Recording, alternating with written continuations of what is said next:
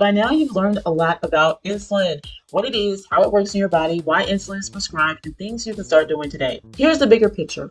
Long-term insulin resistance doesn't just affect your blood sugar, it impacts your health. It impacts your kidneys, your heart, your hormones, and even how you age.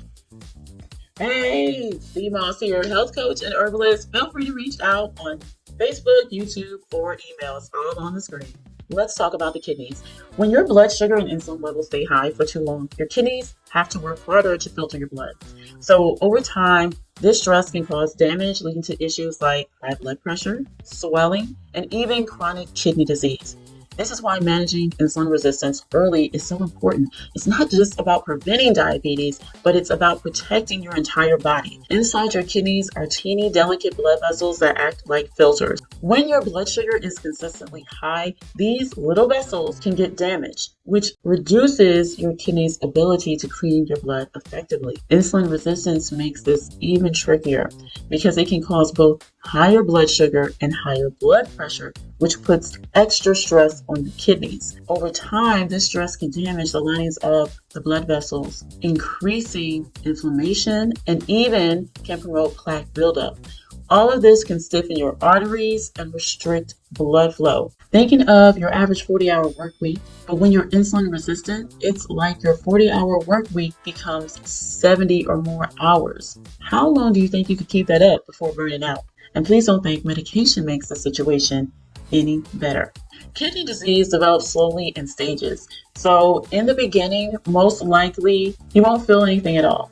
But definitely by stage 3, you will notice swelling, fatigue, frequent nighttime urination. That's why it's so important to pay attention to the early warning signs and support your kidneys now and not later. So step 1 or 2, like I said, is usually silent, but it's starting. The kidneys work pretty well, but there might be slight damage. Most people have no noticeable outward symptoms.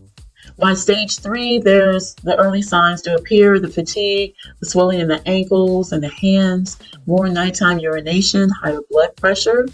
This is often the first wake-up call. Stage 4 is severe damage. Waste builds up in the blood, the energy drops, people may feel very unwell. Stage 5 is kidney failure, dialysis, or typically a transplant. Let's look at some lifestyle changes. There is good news because you have so much power.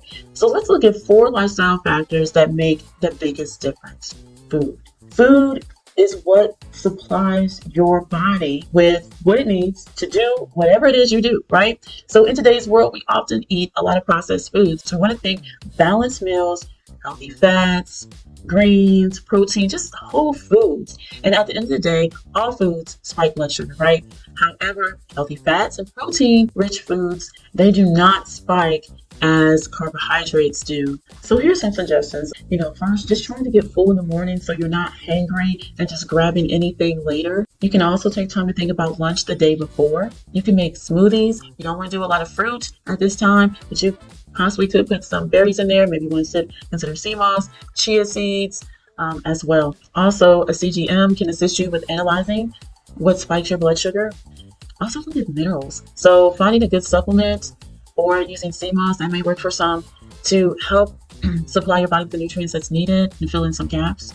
We also want to try to eat during the day, not any late night eating. That would definitely lead to weight gain. Remember, we want to try to get satisfied with each meal. We don't need to get stuffed. We just need to get satisfied. We don't want to try to conquer the world in a day. We just want to make sure that we take care of ourselves and be thankful that we were able to, make it through this day and to accomplish the things that we accomplished. We also want to look at movement. We want to get those muscles using the glucose. So that movement, weight-bearing exercises, weight resistance, all these things will help us in that area.